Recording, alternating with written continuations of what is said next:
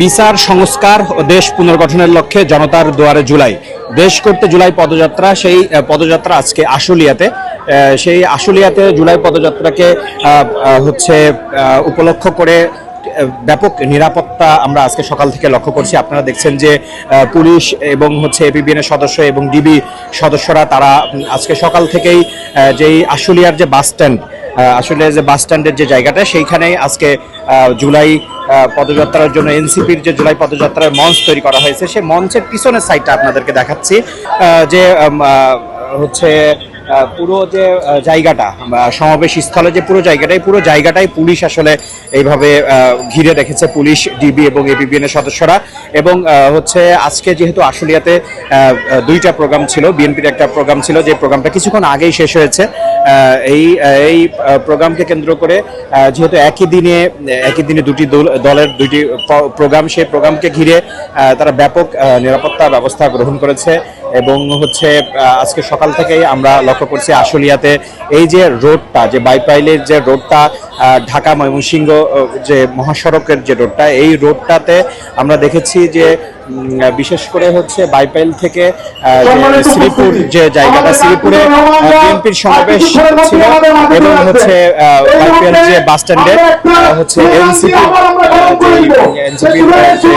পদযাত্রা যে মঞ্চ তৈরি করা হয়েছে, সেই মঞ্চকে ঘিরে দেখছি যে পুলিশের ব্যাপক নিরাপত্তা গ্রহণ করা হচ্ছে।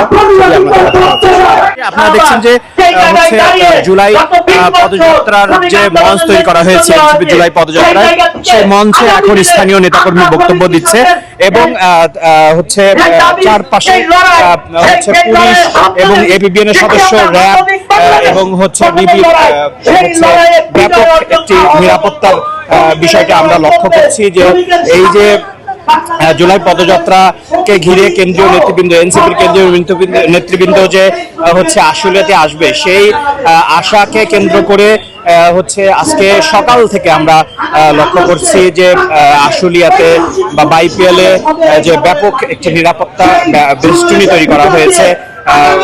যে পুলিশ, এপিবিএনের সদস্য এবং র্যাব।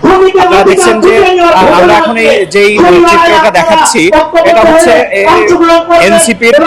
এনসিপির যে সমাবেশ হচ্ছে, সেই সমাবেশ স্থলের পিছনের যে জায়গা, পিছনে আপনারা দেখতে পাচ্ছেন যে ডিবি, এপিবিএন এবং পুলিশ সদস্য দিয়ে চারদিক দিয়ে ঘিরে রেখেছে এবং এখানে যারা ঢুকছে তাদেরকে জিজ্ঞাসাবাদ করছে এবং আশেপাশে কাউকে দাঁড়াতে দিচ্ছে না।